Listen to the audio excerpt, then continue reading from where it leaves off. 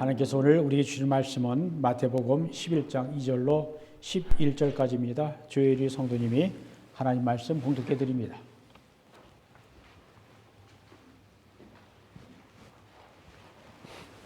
하나님의 말씀입니다. 요한이 옥에서 그리스도께서 하신 일을 듣고 제자들을 보내어 예수께 여짜오되 오실 그이가 당신이오니이까 우리가 다른 이를 기다리오리이까.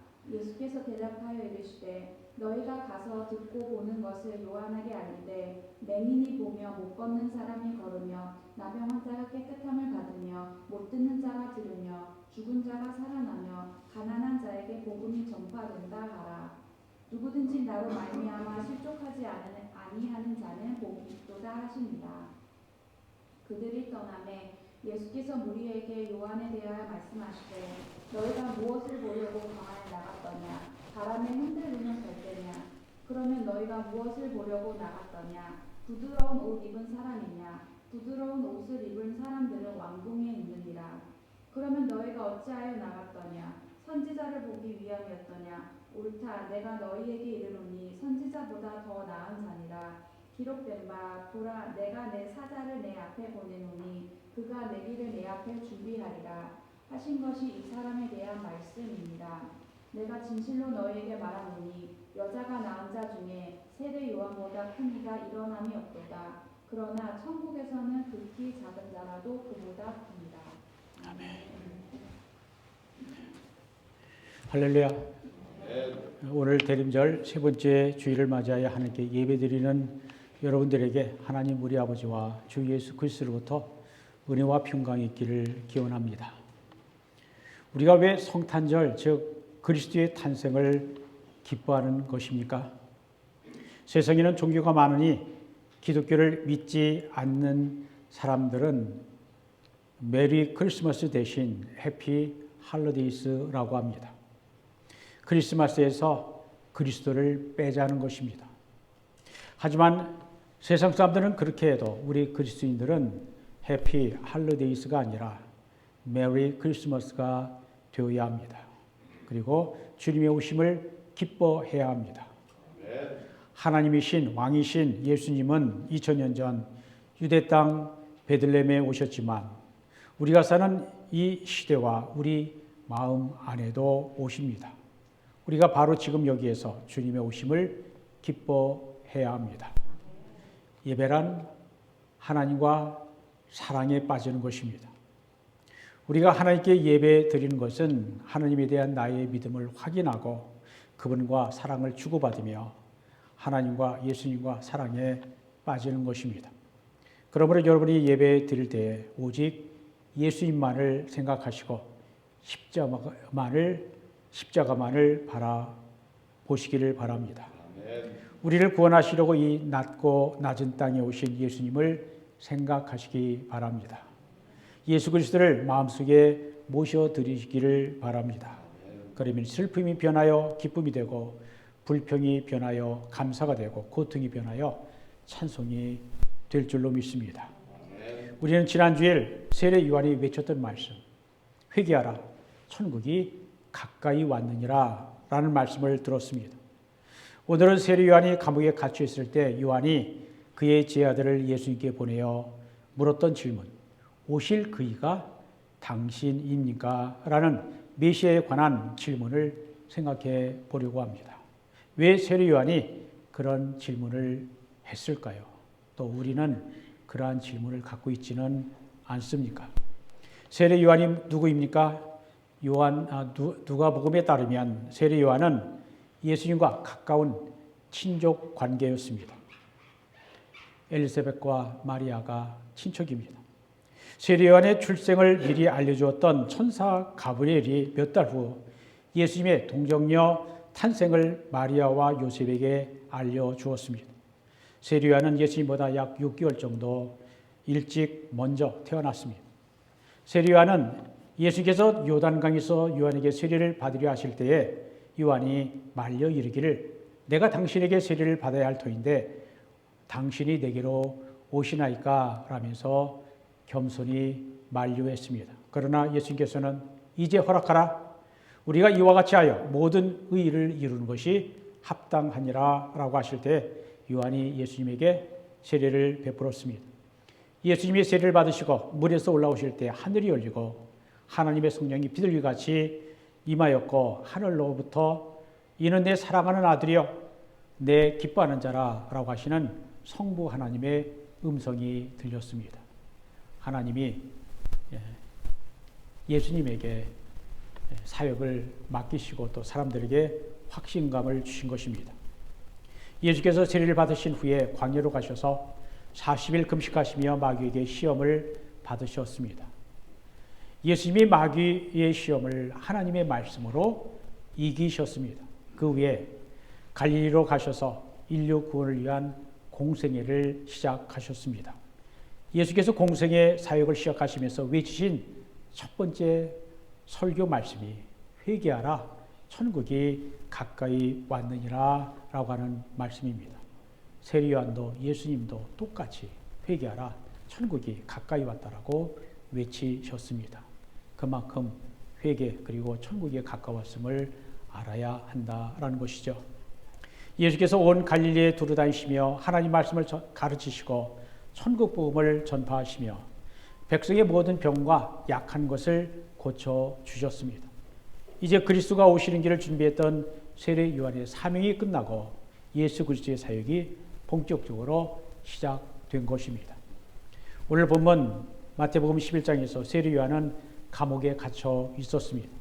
그가 감옥에 갇힌 이유는 헤롯 왕의 부도덕한 행위를 비판했기 때문입니다. 여기에 나오는 헤롯 왕은 아기 예수가 탄생하셨을 때의 헤롯 대왕이 아닙니다. 여기 헤롯 왕은 그 헤롯 왕의 아들 헤롯 안티파스입니다. 헤롯 안티파스는 그의 이복 동생 빌립의 아내인 헤로디아를 빼앗아 자기 아내로 삼았습니다. 동생의 아내를 빼앗은 불륜을 저지른 헤롯 안티파스를 세례 요한이 공개적으로 비판했기 때문에 요한은 감옥에 갇히는 신세가 되었습니다. 유대 역사가 요세푸스에 따르면 헤롯 왕 헤롯 안티파스는 세례 요한을 사방이 절벽으로 둘러싸인 천연의 요새인 사회 동쪽의 마카이루스 성에 감금했다라고 합니다. 세례 요한은 감옥에 있을 때 자기가 앞으로 어떻게 될 것인가를 많이 생각했을 것입니다. 그리고 어느 정도 짐작했을 것입니다.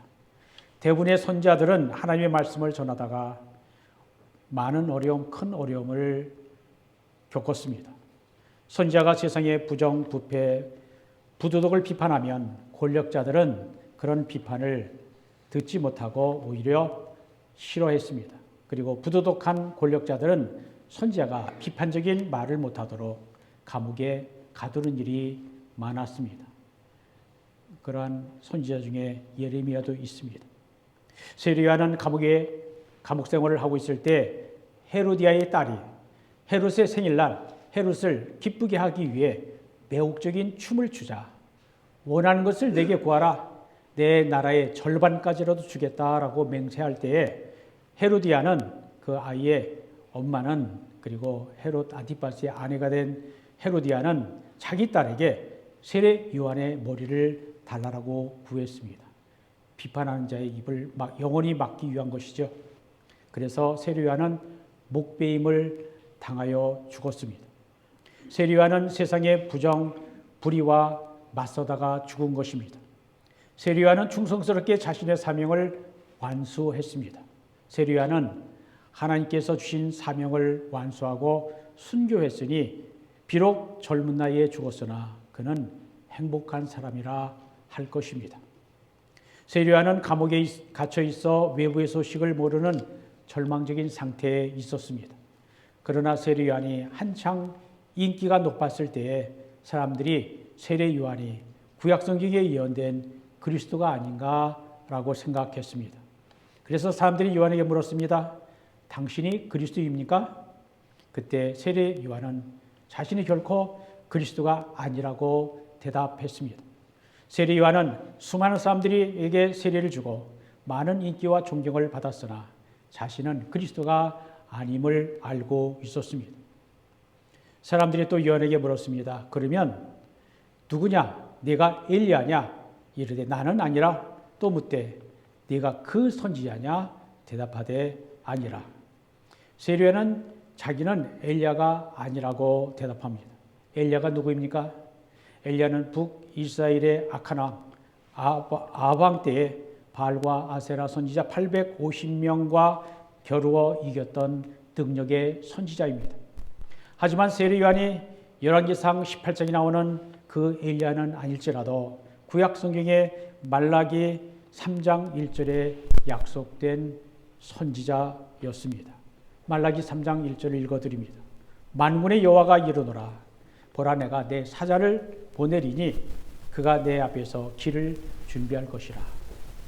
또 말라기 4장 5절에는 보라 여호와의 크고 두려운 날이 이르기 전 곧 심판의 날이 이르기 전 내가 선지자 엘리야를 너희에게 보내겠다라고 하셨습니다.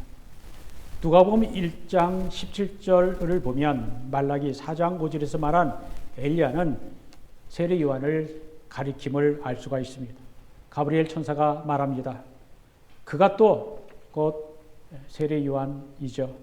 또 엘리야의 심령과 능력으로 주 앞에 먼저 와서 예수님보다 먼저 와서 아버지의 마음을 자식에게 거스른 자를 의인의 슬기에 돌아오게 하고 주를 위하여 세운 백성을 준비하리라 하였습니다.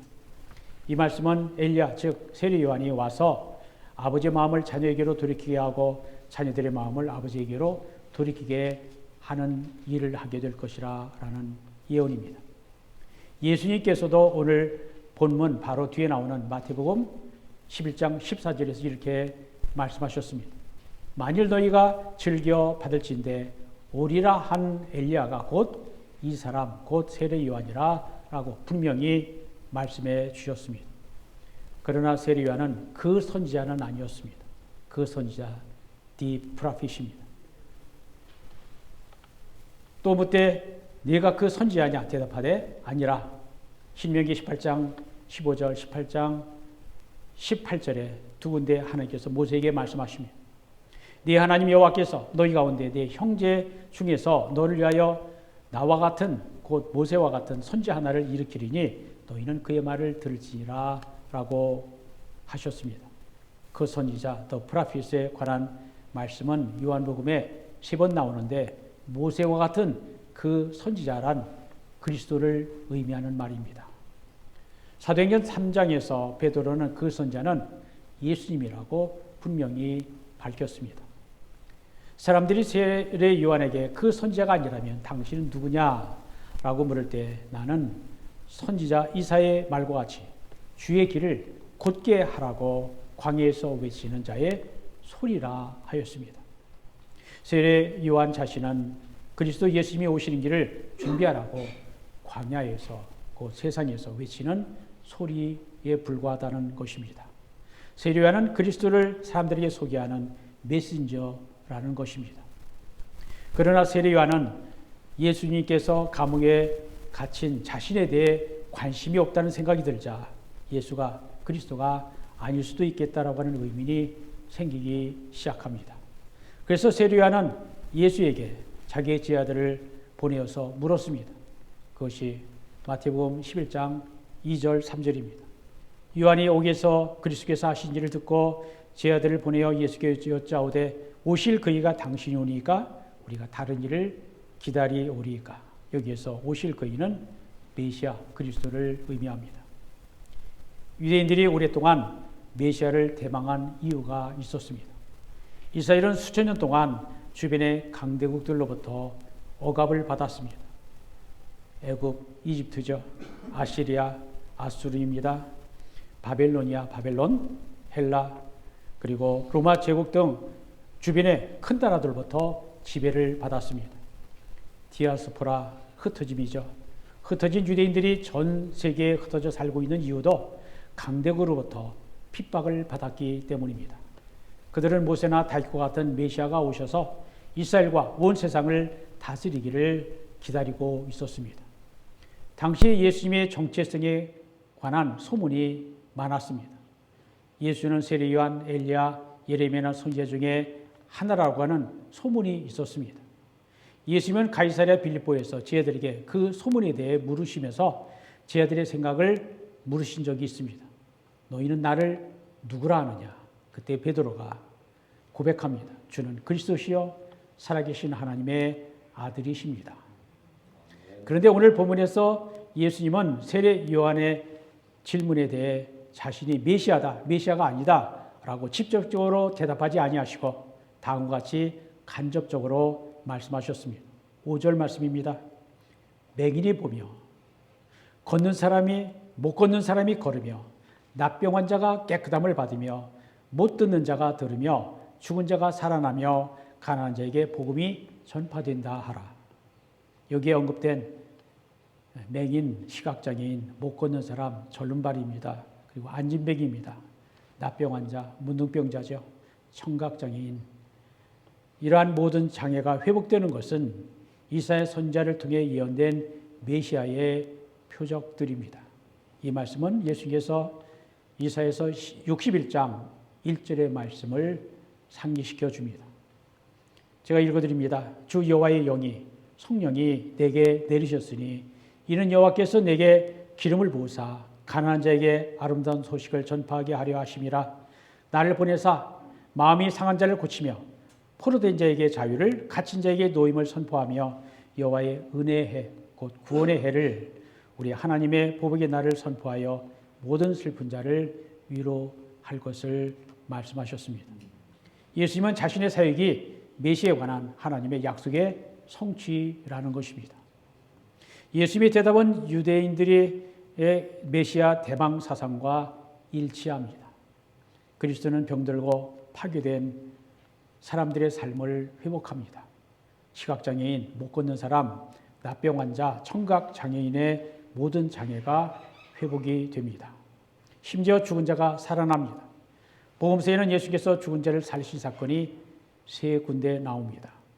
회복되어야 될 대상에는 가난한 자도 포함이 됩니다. 가난함도 삶을 파괴하기 때문입니다. 마태는 예수님이 메시아이기 때문에 이러한 놀라운 일들이 일어났다라고 믿었습니다. 그래서 오늘 본문 2절 시작하면서 요한이 오게서 그리스도께서 하신 일을 듣고 라고 세례 요한이 의심한 듯한 그러한 질문, 제자들을 보내서 질문을 할 때에도 마태복음을 기록한 마태는 그리스도, 예수는 그리스도라고 이미 확증해서 기록하고 있습니다. 본문 3절에서 세례 요한이 제자들을 왜 예수께 보내 오실 그이가 당신이 오니까 라고 물은 이유를 사실 우리는 정확하게 알 수 없습니다. 세례 요한이 왜 예수님의 메시아이심을 의심한 듯한 질문을 했는가에 대한 다양한 해석이 있는데 몇 가지 견해는 이렇습니다. 첫째, 메시아에 대한 세례 요한의 회의가 있었다, 의심이 있었다라는 것이죠. 두 번째는 자기 제자들의 의심을 풀어주기 위해서 확인해봐라, 너희가 직접 알아봐라 라는 뜻으로 제자들을 보냈다라는 견해. 세 번째는 예수가 과연 자기에게 세례를 받았던 그분인가를 확인하기 위해, 또 네 번째는 예수님의 메시아성에 대한 확신을 더욱 확고하게 하기 위해라는 그러한 해석들이 있습니다. 그 중에 첫 번째 해석, 메시아에 대한 회의, 의심 때문에 제자들을 예수에게 보내어 이러한 질문, 오실 그이가 당신입니까? 라고 하는 질문을 했다라는 것입니다. 예수님을 그리스도여 하나님의 어린 양이라고 증언했던 세례 요한이 왜 회의, 의심을 품게 되었는가? 그가 감옥에 갇혀 있었기 때문입니다. 시간이 지날수록 요한은 감옥에 갇혀 마음이 조급해진 반면 메시아로부터의 구출이나 격려의 메시지가 없었습니다. 하나님의 정의를 외치다가 감옥에 갇힌 선지자여 의인인 세례 요한을 예수님이 자유롭게 하지 못했다라고 하는 것은 세례 요한의 입장에서 보면 예수님의 그리스도이심을 의심할 만한 이유가 되었습니다. 더구나 세례 요한은 이미 도끼가 나무의 뿌리에 놓였으니 찍혀 불에 던져오리라 라고 하는 하나님의 심판을 기대했으나 예수님은 오히려 심판보다는 죄인들과 병자들의 친구가 되는 사랑의 사역을 하고 계셨습니다. 예수님은 세례 요한이 기대한 심판보다 구원과 회복의 사역을 하고 계셨던 것입니다. 노선이 다릅니다. 색깔이 다릅니다. 사역의 모습이 다릅니다. 여러분, 예수님을 그리스도 메시아 구원자로 항상 우리가 믿고 따릅니까? 우리가 너무나 힘들 때에는 예수님을 의심하고 불평도 하지 않습니까?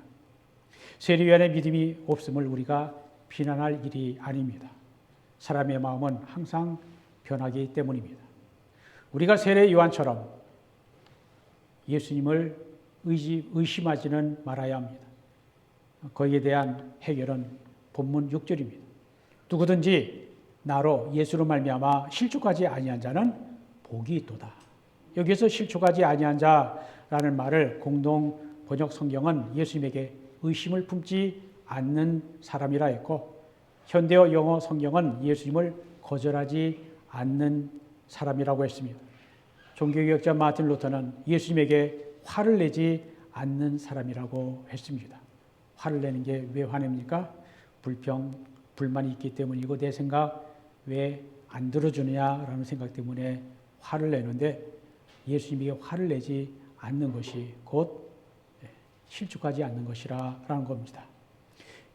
이런 말들의 표현에 약간의 차이가 있지만 사실은 같은 뜻입니다.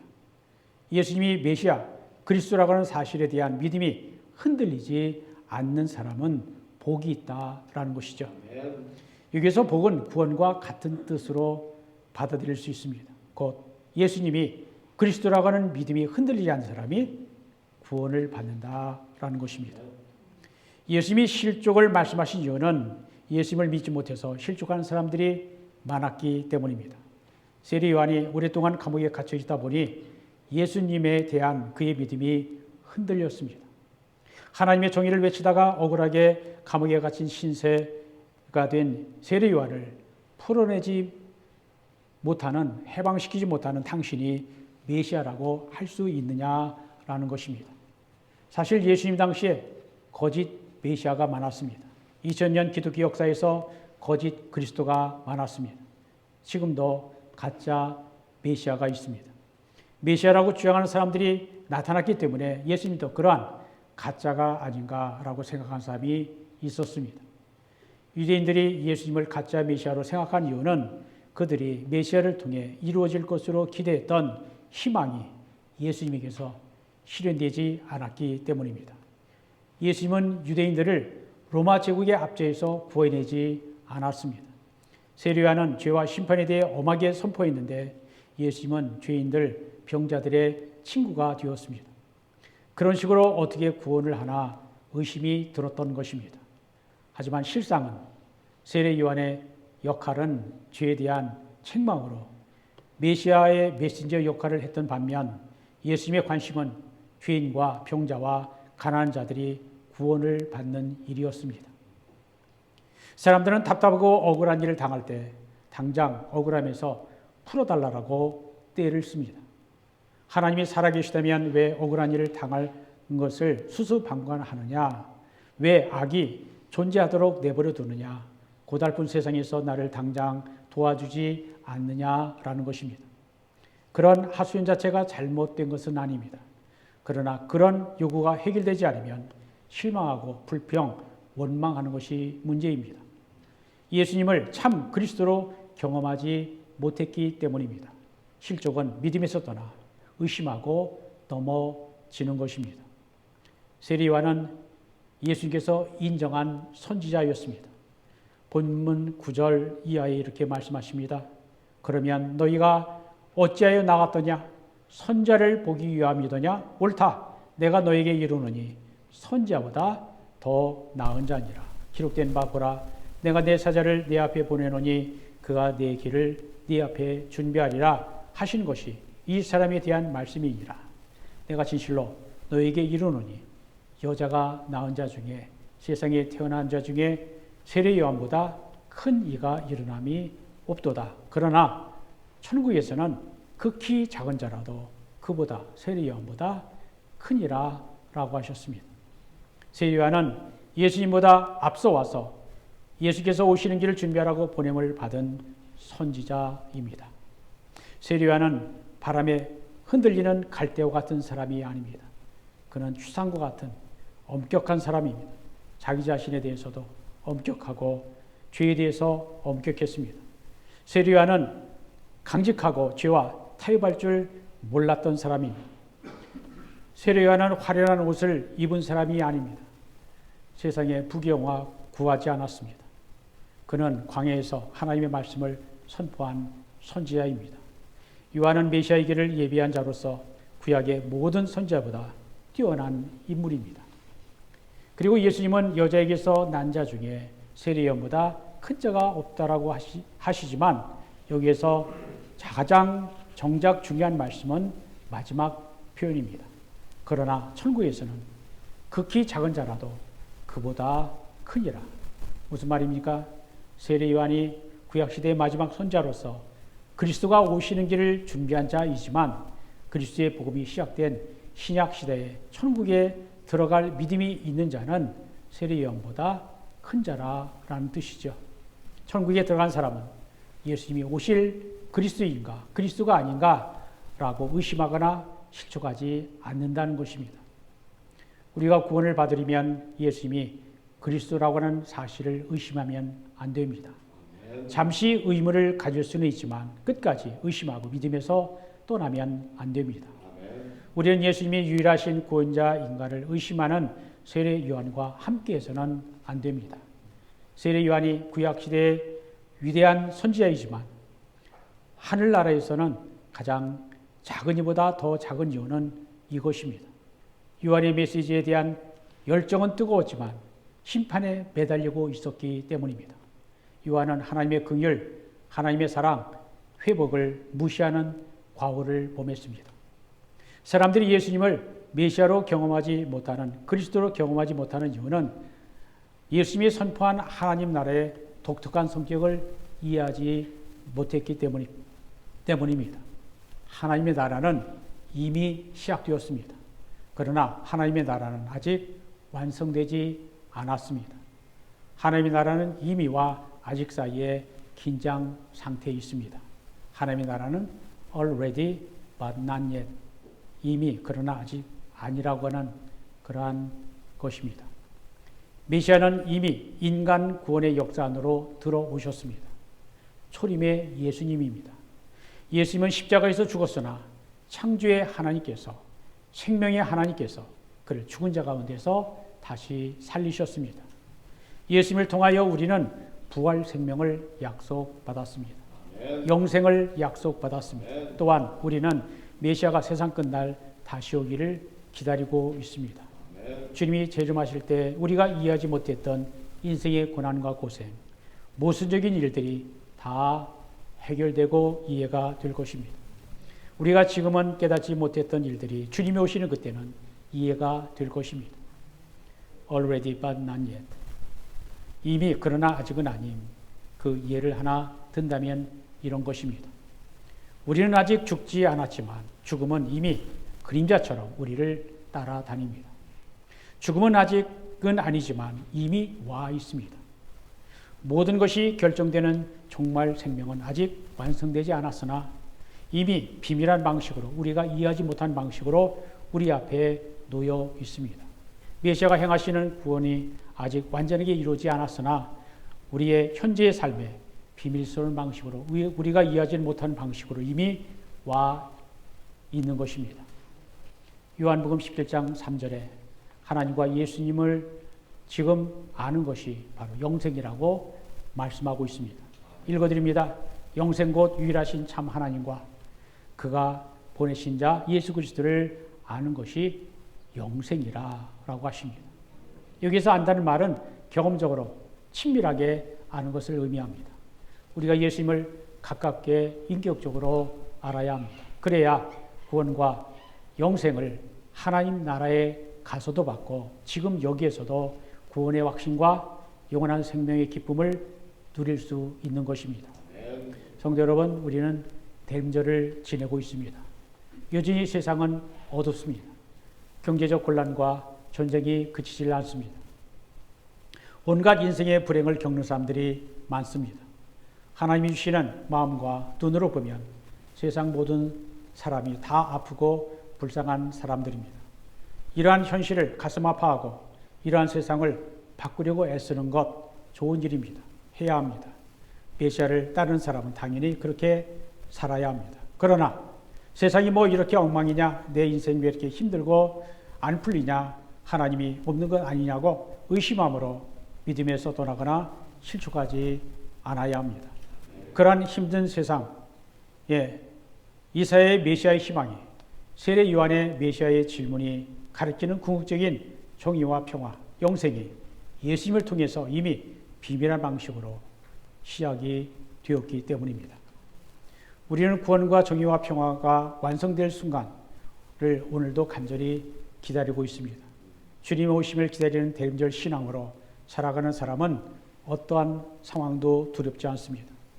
야고보서 5장 8절에 이렇게 말씀합니다. 너희도 길이 참고 마음을 굳건하게 하라. 주의 강림이 가까우시니라.